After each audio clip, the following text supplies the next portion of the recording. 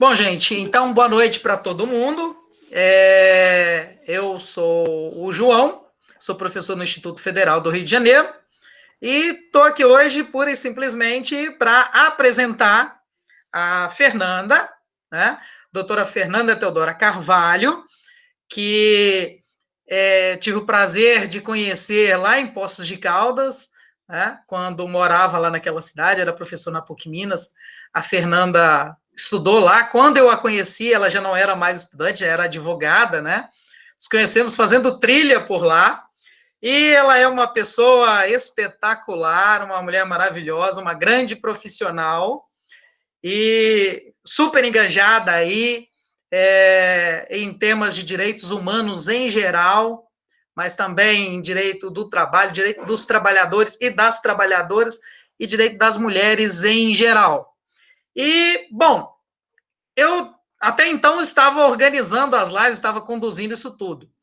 Mas se a gente vai falar de direito das mulheres, se a gente vai falar de temas relativos às mulheres, não é legal que eu faça esse papel. Então, eu convidei a Deise, a professora Deise, que trabalha comigo no IFRJ e adora a área de recursos humanos, né?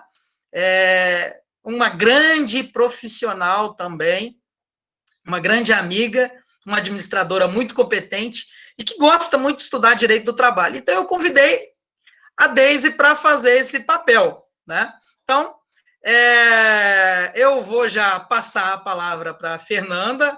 Estou por aqui no apoio. Eventualmente, vou fazer pergunta também, porque eu quero aprender bastante, né? Enfim, e estou à disposição aqui, Fernanda, para o que precisar, tá bom? E qualquer coisa é só chamar aqui, eu vou ficar quietinho agora, né? E aí, assim, você pode conduzir do jeito que você quiser. Se você quiser algo mais horizontal, quiser fazer algo mais vertical, você faz uma fala inicial, depois abre para perguntas, né? A dinâmica que a gente tem feito até agora é o seguinte: as perguntas que surgem ao longo da fala, a gente faz por chat, por escrito, e ao final eu leio. Mas quando as perguntas vêm mais no final, a gente abre para o pessoal fazer mesmo, né? Abre o vídeo, abre o microfone e faz, tá bom? Bom, a palavra é sua, estou aqui no meu cantinho para aprender. Legal. Bom, prezados, né? Agradeço a recepção aí, receptividade do João, né? Boa noite a todos e todas que estão nos, né, prestigiando aqui nesse momento. Eu espero que todos estejam bem, né? No limite daquilo que é possível, considerando todo o contexto.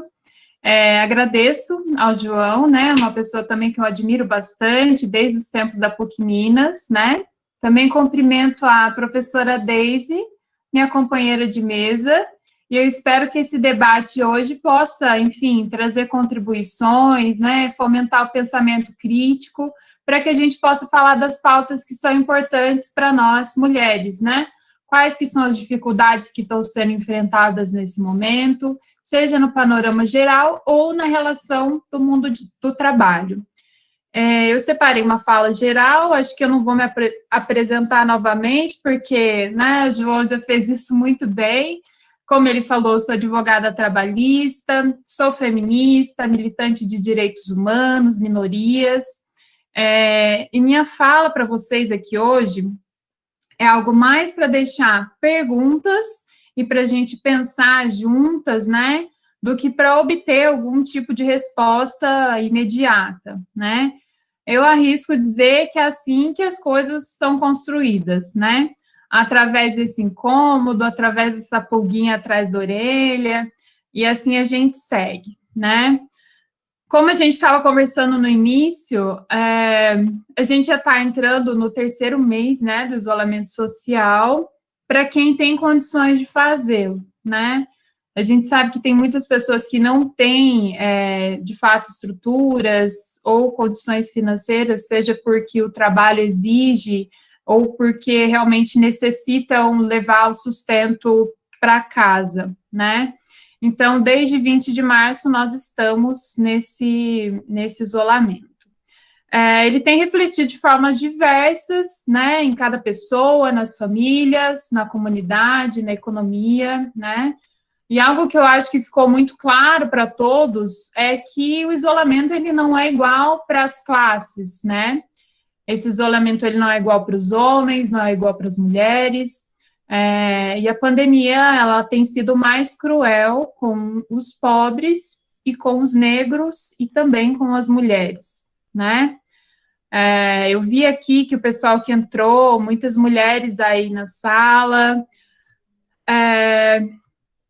me anima a ver, né, uma classe tão plural. Isso significa também que boa parte de vocês aqui, mulheres que estão nos assistindo, já conhece, sente na pele essa sobrecarga, né, dessas horas que estão dedicadas no cuidado da casa, da criação dos filhos, para aquelas que já são mães, né? Isso na pele, a gente sente o que é o peso dessa divisão sexual do trabalho, né? Que ela é feita em gêneros. Então, ela vai impor, obviamente, às mulheres uma dupla, uma tripla jornada, né?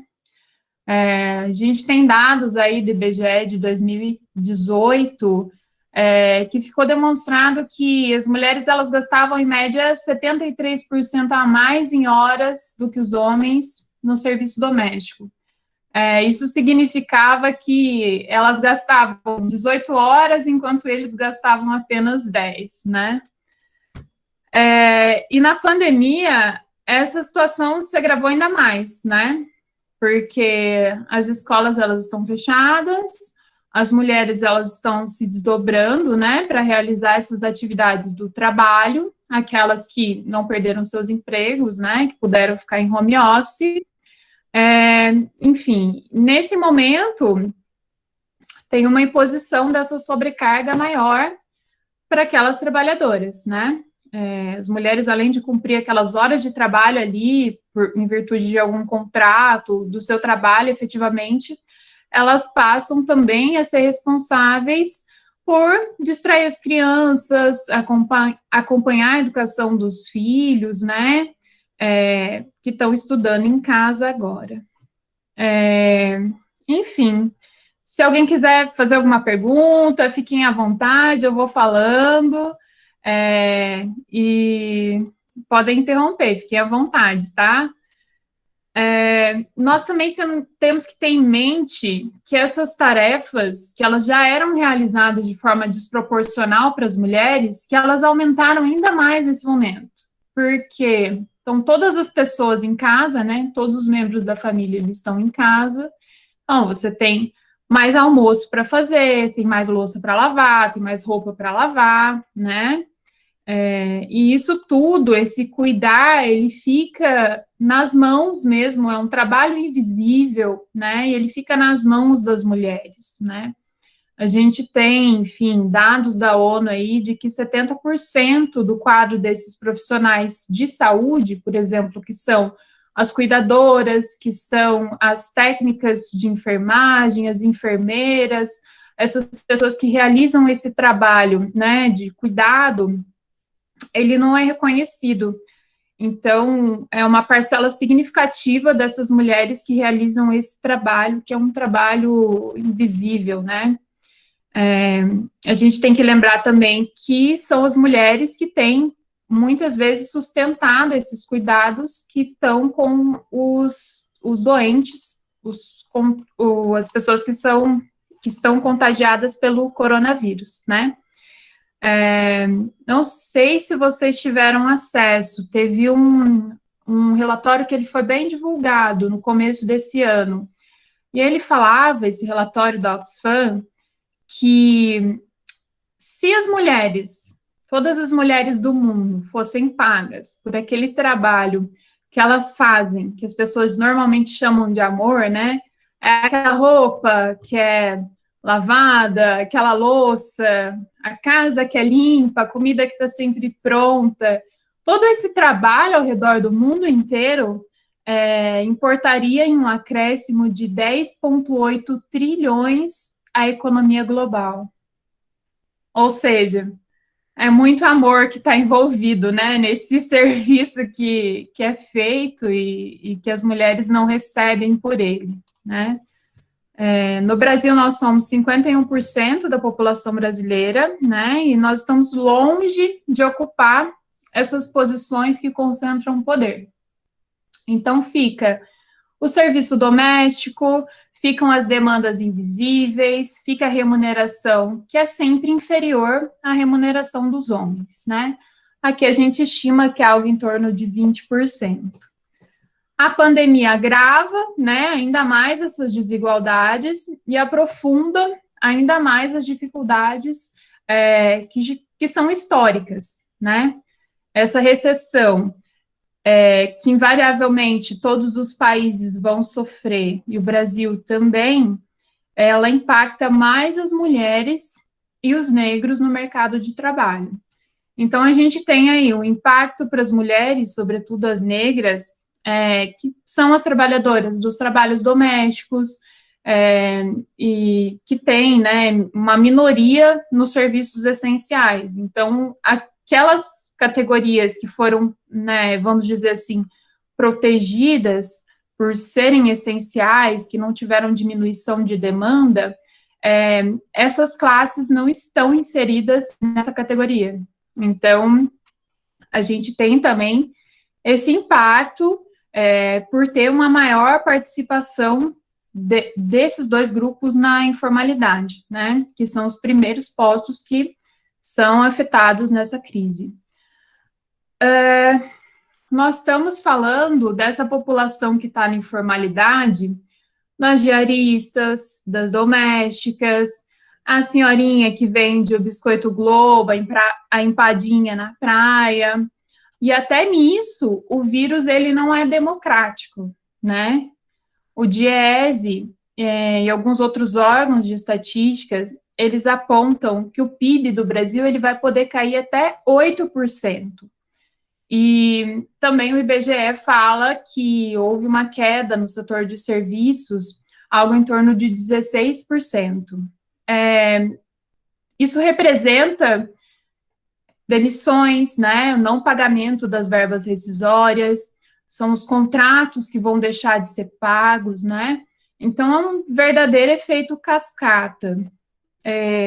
Nós tivemos ontem uma votação na Câmara, né, da MP 927, que foi uma das primeiras MPs que saiu agora como medida de enfrentamento ao coronavírus, e um dos pontos dessa medida é a suspensão do pagamento de acordos em processos trabalhistas. Obviamente, isso ainda tem que passar pela votação no Senado, mas é algo também que temos que chamar atenção, porque são verbas alimentares, né? Nós estamos falando de valores que as pessoas vão deixar de receber e deixar de utilizar para comprar coisas, pagar contas, enfim. É isso. Em relação também a todos esses pontos, a ONU sentiu necessidade de fazer recortes mais específicos em relação às mulheres, né? Como que isso tem sido e como que isso tem afetado as mulheres na América Latina, né? Então, houve uma renda, né, esses empregos informais e mal remunerados, que eles são direcionados especificamente para esse grupo, né, para as mulheres. A única forma de remuneração delas vem de trabalhar na casa de outras pessoas, né? O isolamento social, ele não é uma opção nesse contexto, né? Não é opção no contexto de uma diarista, de uma trabalhadora de serviços gerais, porque ele está ligado àquela atividade que ela é realizada obrigatoriamente presencial. Não tem como deixar de ser realizado, né? Então, é necessário a gente pensar também nesse sofrimento dessas mulheres que já estão passando e passaram por isso nessa pandemia, né? E, consequentemente, a gente tem que pensar também em alguma política a ser adotada para confortar e assegurar a vida dessas mulheres nesse momento de crise, né? Então, a gente tem também questões que são relacionadas ao aumento da violência doméstica, dados que a gente tem do MP São Paulo, dados do MPRJ, que demonstram que as questões de gênero nesse contexto acabaram ficando ainda mais evidentes, porque a vulnerabilidade racial, né, as mulheres negras, elas têm sido mais atingidas pelos reflexos econômicos, pelo risco de contágio do vírus, e também por essas questões vinculadas à violência doméstica, né? A gente tem algumas informações, né, dados coletados do MP São Paulo, de que aumentou 30% a violência no âmbito doméstico. E no Rio, esses dados, né, que pertencem ao TJRJ, ele mostra que houve algo em torno de 50% da quantidade de denúncias por violência doméstica durante a pandemia. Então, todas essas questões, elas são questões que estão, de alguma forma, interligadas, né? A gente teve um projeto de lei agora, que é o 1291, que acabou de ser aprovado, que ele tem algumas medidas que visam ampliar a rede protetiva das mulheres, né, e das famílias nesse período. Agora ele está aguardando sanção presidencial, a gente espera que não demore muito para essa sanção vir, né, e, enfim, todas essas dificuldades, elas vêm sendo enfrentadas de forma cotidiana e silenciosa pelas mulheres, né. Tem como, diante de tudo isso, a gente imaginar algum horizonte nesse contexto? Nós estamos falando de um governo com uma agenda ultra neoliberal, né, com desmonte de serviços públicos, com a redução do papel do Estado nessas políticas, né, e aonde estão essas mulheres se opor a um projeto que vem, por exemplo, de uma pasta do Ministério da Economia que oferece um auxílio emergencial de R$200. Então, tudo isso são coisas que precisam ser pensadas, né? Ao mesmo ponto em que o Congresso faz uma queda de braço ali com o Ministério, se não fosse, de fato, eles aumentarem esse valor, qual que seria a possibilidade dessas pessoas terem alguma dignidade em uma crise, né, nessa pandemia, nessa crise de saúde pública, nessa crise sanitária que nós estamos vivendo hoje? Então, esse é um momento ímpar e ele é um momento de luta, né? Nós, como mulheres, nós não podemos mais ficar aguardando que as pessoas decidam pela gente, né? Quantas pautas urgentes que elas deixam de ser colocadas em voga porque não tem mulheres para conduzir essas pautas? Isso tem passado totalmente à margem da nossa vontade, né? Eu também lanço aqui uma provocação, né? O que está sendo construído nesse momento e o que e como que a gente tem realizado esse debate nesse momento que a gente percebe, ainda que nós estejamos isolados, como fortalecer a comunidade é importante, né? Quais que são as formas de construção comunitárias e de mobilização que a gente pode tentar fazer, ao menos para reduzir um pouco dessas desigualdades, né? Esses espaços públicos, eles estão sendo ocupados, esses espaços de construção de ideias, de decisão. Então, também eu falo aqui para as mulheres, né, deixo um pouco dessa ponta de indignação e também de esperança, né? A gente precisa ocupar esses lugares, né? Eles precisam ouvir nossa voz, a gente tem que ocupar os conselhos, ocupar os sindicatos, pautar as demandas sociais através da nossa perspectiva, porque se eles não entenderem como que as mulheres movem todo esse sistema produtivo, como que as leis vão atender as nossas necessidades, né? Essas leis que precisam ser alteradas. Então, tudo isso, toda essa disputa, ela está em construção, né, nesse momento. Então, fica aí a provocação. Vai ter um horizonte melhor do que a gente possui hoje? E como que isso vai ser construído?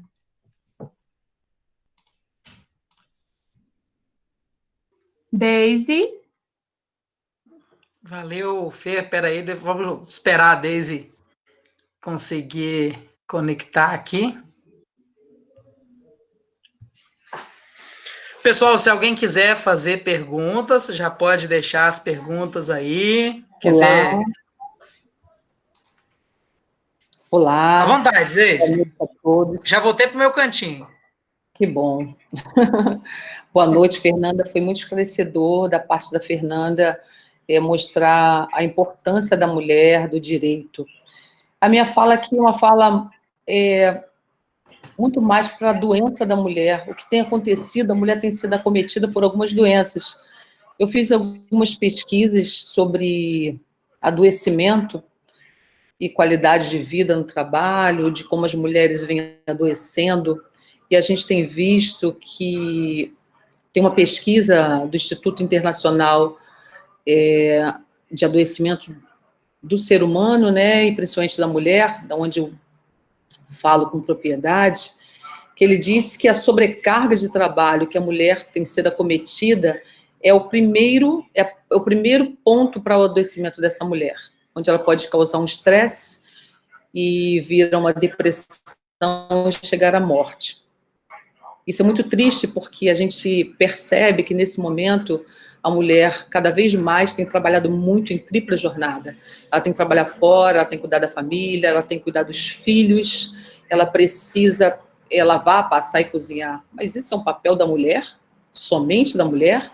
É uma provocação. E esse homem? Ele não tem obrigação? E esse homem que vai embora e deixa a mulher cuidando dos filhos, não é obrigação dele? Isso é algo que me incomoda. É o segundo ponto que adoece a mulher, que ela acaba sendo a provedora, muitas vezes, da casa, tendo que cuidar dos filhos, precisa sair e deixar os filhos em casa muitas vezes, e é a insegurança profissional. Por que insegurança? A Fernanda mesmo disse, salário da mulher é menor, a mulher negra ainda ganha menos ainda, segundo o IBGE. Ela muitas vezes não se sente pertencente naquele trabalho, ela não tem voz, ela não tem reconhecimento, e se ela está num local onde o número maior é de homens, aí mesmo que ela não tem voz. Ela não é reconhecida e ela não é valorizada, porque ela é mulher, o trabalho menor fica para ela. Porque ela sabe fazer o café, porque ela sabe fazer. Isso me incomoda bastante. O terceiro ponto é a falta de reconhecimento, de valorização, como eu acabei de dizer. O reconhecimento de que ela estudou, que ela trabalhou. E ela precisa ser valorizada, sim, em qualquer espaço em que ela está, ou que esteja. E um quarto ponto que adoece a mulher, segundo essa pesquisa, são as pressões no trabalho. As pressões, hoje nós estamos vivendo isso. Eu tenho trabalhado muito mais do que quando eu estava de forma presencial enquanto professora. Eu cuido de família, eu lavo, passo, cozinho, tenho que estar nas reuniões, fazer pesquisa, mas é somente eu? Isso é função somente minha, da minha casa? Então, é uma reflexão que eu faço. E esses fatores, ele tem afetado consideravelmente o nosso interior. Por quê?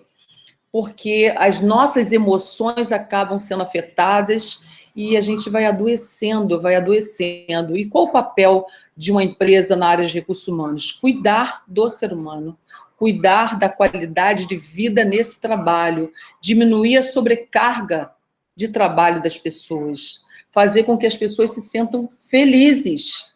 Mas é isso que está acontecendo. Realmente, o trabalhador tem esse direito reconhecido? Ele está sendo protegido pelas leis? É uma reflexão que eu faço para a Fernanda. É uma pergunta que eu faço para a Fernanda. Fernanda, você, enquanto pesquisadora, enquanto advogada, a mulher tem sido protegida? Realmente está acontecendo? Ela deixou aqui uma reflexão dizendo que como é que a gente faz para reduzir essas desigualdades? Como a gente vai construir um momento melhor e pensar numa mulher em que ela pode ter os direitos iguais, e principalmente a mulher, os direitos iguais com o homem e a mulher negra. Não é o meu espaço de fala, mas eu faço parte desse grupo que pensa, que fala, que reclama, que reivindica. Então, eu trago somente essa reflexão, queria que vocês, o grupo aqui, estivessem pensando, e que a Fernanda, que é a palestrante do dia, é a conhecedora do direito, me diga o que tem sido feito, Fernanda, como a gente pode fazer, enquanto mulher pesquisadora, enquanto mulher militante, fazer com que o nosso direito seja reconhecido e a gente não adoeça tanto. O que fazer? Olha, Deise, nós temos algumas frentes, né? Nós temos, por exemplo, na área de monitoramento de saúde e segurança do trabalho, nós temos os SESMITs, nós temos os SERESTs, nós temos os sindicatos, né, que fazem esse papel de, vamos dizer assim, acolhimento, fiscalização, né, muitas vezes das condições dos locais de trabalho. Só que as próprias empresas, nesse momento, elas não estão preocupadas com a saúde do trabalhador, né? E nós temos visto, assim, até mesmo projetos, medidas provisórias que foram lançadas sem o cuidado e sem a proteção a esse direito, que é um direito tão importante, né? A primeira redação da medida provisória 927, ela veio com 2 artigos que foram artigos considerados inconstitucionais pelo Supremo Tribunal Federal, que eram artigos que diziam em relação à saúde e segurança do trabalhador e que o contágio pelo coronavírus não seria considerado como doença ocupacional. Então, nesse momento, se nós formos esperar, de fato, o legislador cuidar disso, ou até mesmo o Poder Executivo, nós estamos perdidas, né? Porque o judiciário, ele tem servido até mesmo um pouco como órgão para dar uma centralidade, e tem tido algumas decisões que são decisões no sentido de proteger os trabalhadores, mas não são todas. Então, a gente ainda ouve falar de um direito do trabalho da crise, um direito do trabalho da pandemia, mas como é isso? Esse direito do trabalho não deveria ser pautado pelos valores que estão na Constituição, que estão lá no artigo 7º? Então, todas essas questões agora, elas ficam muito evidentes, né? Nós percebemos uma boa parte do poder econômico se utilizando desse momento, que é um momento de comoção social, que é um momento de muita perda, que é um momento em que as pessoas estão fragilizadas emocionalmente, para fazer dinheiro. Então, esses pontos agora, especialmente as mulheres, né, com todas essas questões que estão relacionadas à sobrecarga de trabalho, têm sido ainda mais prejudicadas. Então, a gente não pode, de fato, ficar aguardando que resolvam por nós, né? A gente tem que, de fato, colocar as nossas proposições, nós temos que fazer parte dos sindicatos, ajudar a fiscalizar, seja denunciando, né? Então, eu ouvi, né, de outros colegas que são professores, de pessoas que são do meu convívio, que tem sido muito difícil, exatamente esse relato que você fez, que tem sido muito difícil para quem é professor, tá fazendo todo esse tempo de trabalho, né, todas essas atividades, e fora todo o estresse emocional que envolve isso, né? Então, esse momento para as mulheres é um momento de decisão, né? De tomada de decisão e de fazer, de fato, valer a nossa voz, né? A gente tem ali um ministério que tem 2 mulheres. Qual que é a representatividade que essas 2 mulheres têm hoje no ministério, que é composto por homens, né? Homens de meia idade, da elite econômica, todos brancos. Então, qual que é a voz das mulheres que está sendo colocada nos conselhos? Qual que é as sugestões que estão sendo dadas na proposição das leis? Essas mulheres, elas estão sendo ouvidas? Essas proposições que estão saindo agora do Ministério da Economia, da Secretaria do Trabalho, elas estão passando pelo crivo da comissão tripartite, estão passando pela análise dos sindicatos, dos trabalhadores, das empresas, isso está sendo submetido à consulta. Então, todos esses pontos a gente percebe que são sucessivas violações de direitos, né?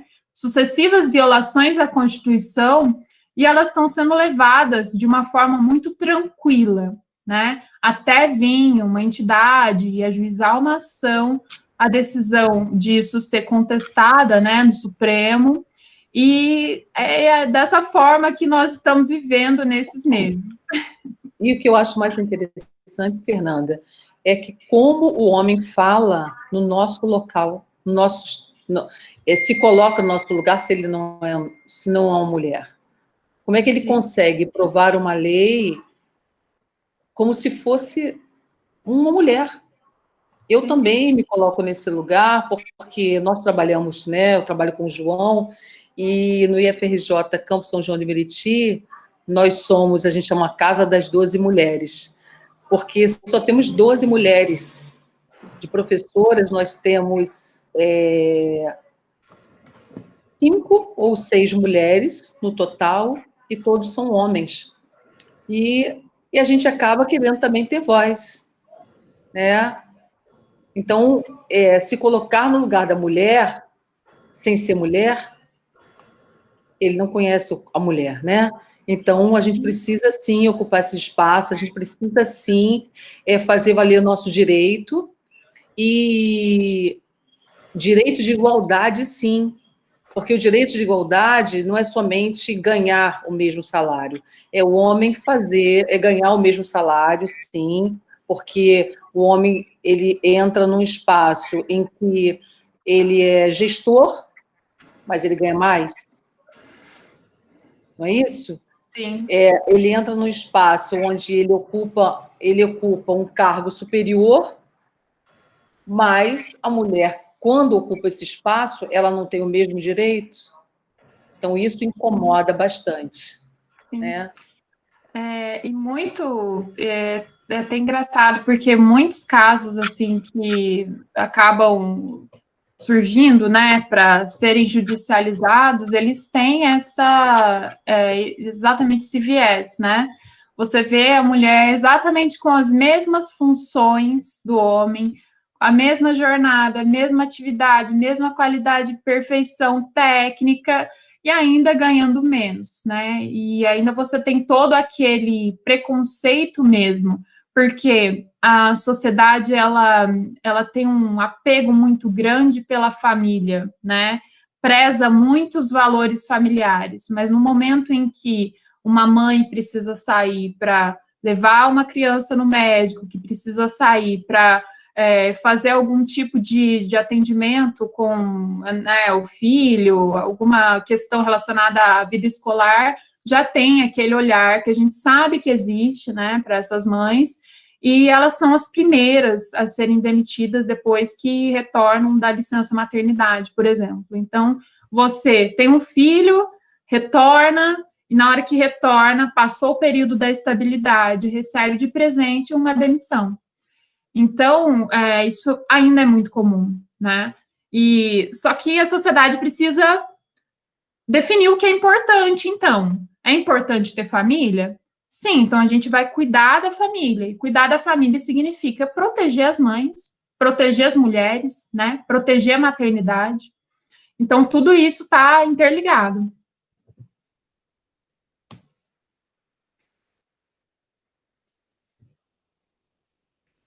Está desligado seu áudio.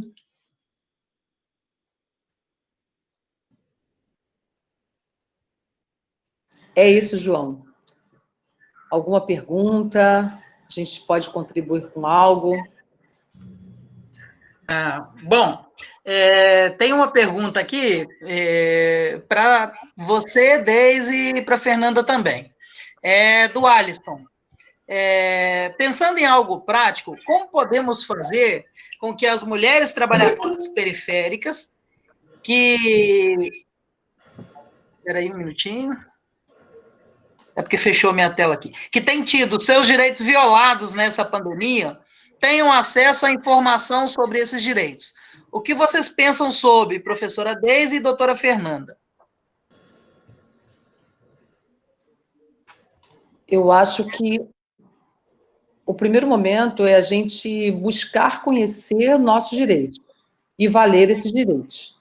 Quando você conhece os direitos, você acaba conseguindo lutar por eles. Ocupar esses espaços é importante, como a Fernanda mesmo disse. A gente vê, eu moro na Baixada Fluminense, e a gente percebe que aqui na Baixada Fluminense as mulheres, elas acabam não tendo... a informalidade é muito presente na Baixada Fluminense. Que a mulher não tem... ela tem mais escolaridade e acaba não tendo seus direitos garantidos, porque nos espaços, alguns espaços são ocupados pelos homens. Como eu disse, eu acho que a forma que a gente tem de ocupar esse espaço é buscando informações, buscando mesmo, e lutando para que o nosso direito valha e seja reconhecido. Sim. Alisson, obrigada pela sua pergunta. Concordo, Deise, concordo. Eu também acrescentaria um outro ponto que eu acredito que seja interessante. Muito do que a gente vê hoje da população não tem um acesso regular à internet, né? O acesso à internet ele ainda é um pouco restrito, né? Então, às vezes o que você tem é acesso livre a 4G, a Facebook, a redes sociais, só que ao mesmo tempo esses conteúdos, essas informações, eles não são conteúdos e informações direcionadas, né? Então, eu acredito que seria interessante, sim, formar redes de contatos, buscar redes de contatos, para que, em uma situação de vulnerabilidade, essas mulheres também tenham ciência daquilo que elas podem fazer, daquilo que é o direito delas, né? Então, buscar criar esses laços, fortalecer esses laços, seja em comunidade ou ter um ponto de apoio com muitas faculdades que têm realizado projetos de extensão e têm oferecido apoio, seja jurídico ou psicológico. Então, tem tido algumas iniciativas nesse sentido, né? Ainda mais nesse momento em que as pessoas ficam impedidas mesmo, seja de buscar um auxílio jurídico porque não sabem, ou de ir numa delegacia, ou de fazer algum serviço que seja inadiável, porque muitos dessas instituições não estão funcionando, né? Então, é importante tentar pesquisar e garimpar essas informações de uma forma que se crie uma rede desses contatos, né? E a partir daí, essas mulheres tenham condições de efetivamente exercer seus direitos, buscar essas informações, né, que sejam informações de qualidade, informações que possam atendê-las naquele momento de, enfim, necessidade, de urgência.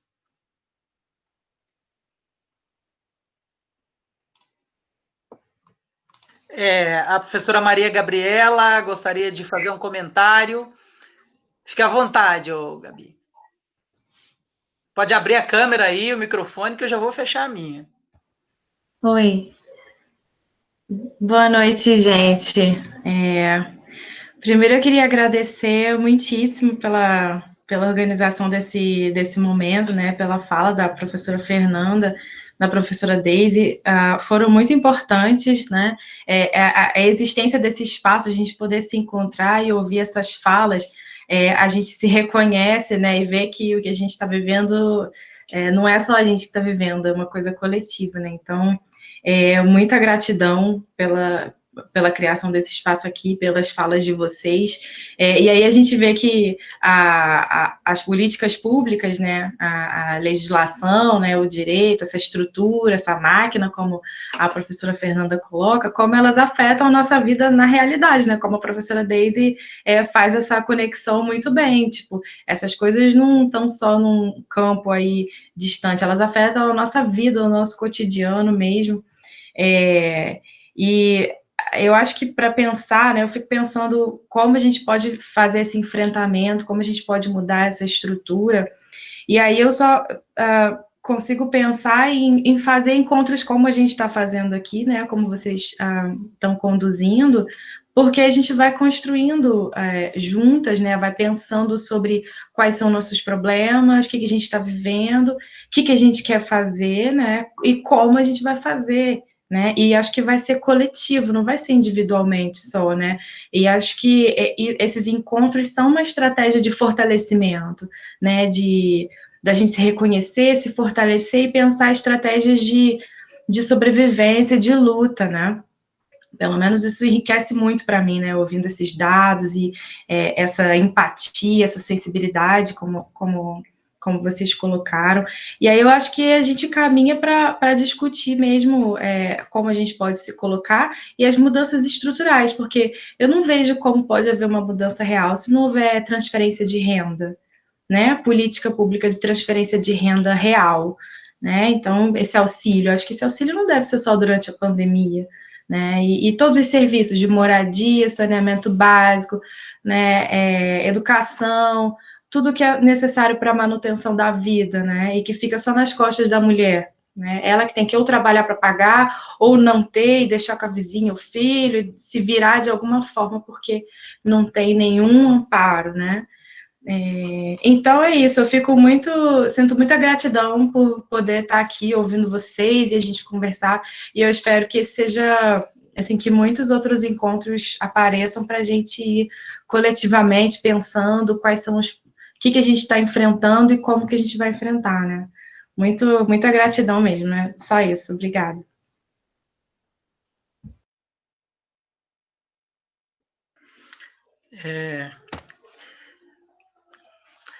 Fernanda, gostaria de colocar alguma coisa a mais? As meninas, mulheres presentes, se alguém quiser abrir, fazer algum tipo de fala, abrir a câmera, o microfone, fiquem à vontade.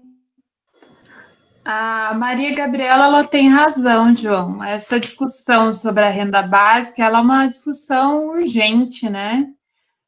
Nesse momento, ela ficou mais evidente, ela ficou mais necessária, porque nós tínhamos uma questão pontual, que era a própria sobrevivência, a própria subsistência das pessoas, né? Mas sim, a Maria Gabriela, ela tem toda a razão, isso vai ter que ser discutido, e não só para o momento da pandemia, mas para o pós-pandemia também, porque hoje nós temos dados de pesquisas que apontam que são mais de 40 milhões de pessoas em situação de empregos precários, e aí a gente coloca os desempregados, os desalentados, aquelas pessoas que estão de alguma forma em trabalhos precários ou na informalidade, né? Então, tudo isso acaba, de fato, impactando na sobrevivência das pessoas. E isso precisa ser discutido, sim. E através de um espaço como esse que a gente realiza esse tipo de debate, né? E começa também a acompanhar esse tipo de proposição, porque é do nosso interesse que as pessoas tenham uma vida digna, né? É do nosso interesse que as pessoas tenham uma qualidade de vida, que os objetivos da Constituição também sejam cumpridos, né? Então, sim, é uma discussão importante e é muito bom. Sua fala foi muito enriquecedora também, viu, Maria? Obrigada pela intervenção.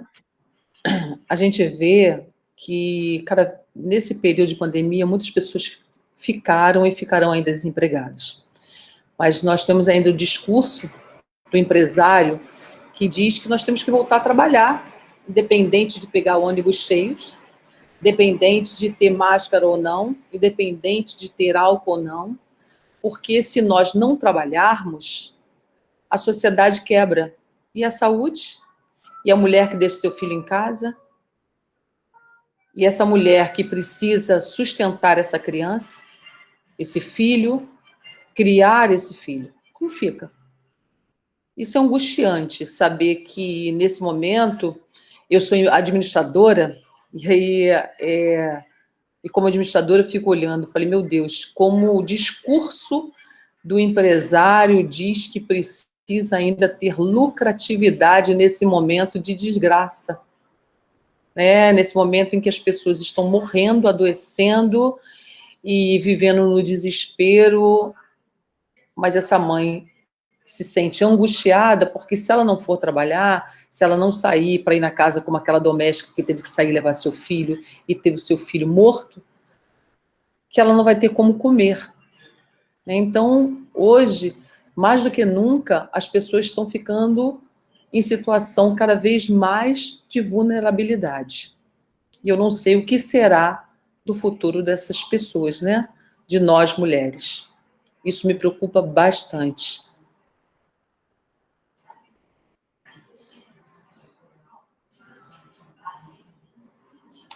Sim, para além daquilo que a gente vê, eu acho que ouve, né, nos livros, realmente agora precisa ter um grande senso de sororidade e também de solidariedade, né? Aquela dor que está doendo no outro, ela um pouco é a dor que dói na gente também, né? E a gente tem, assim, situações hoje que era impensável. A gente esperava sair disso, né, dessa crise em 2 meses, né, esperava que fosse algo rápido, mas não é a forma que isso está se delineando, não é a forma que o Brasil está conduzindo essa crise, né.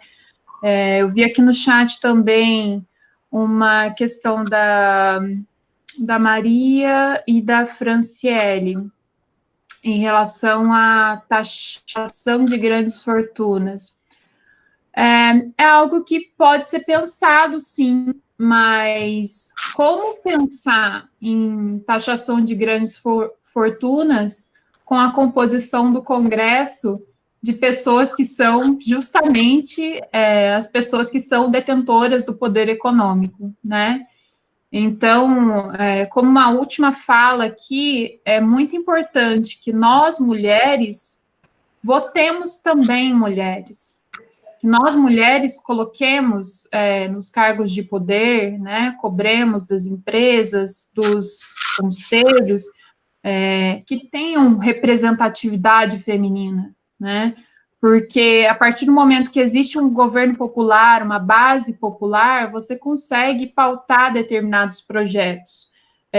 Eu imagino que nesse momento não há como se falar em uma instituição de um novo imposto, porque tem todo aquele discurso de onde vai sair esses valores, né? E, obviamente, essas pessoas não têm esse interesse em ter esses valores taxados. Então, você pode criar um imposto para tirar da classe média, mas não da classe super alta, que são as pessoas que têm o poder econômico, né, no Brasil. Então, é isso, votar em mulheres, nos apoiar mutuamente e fazer a luta, né? Luta sempre. Desistir nunca.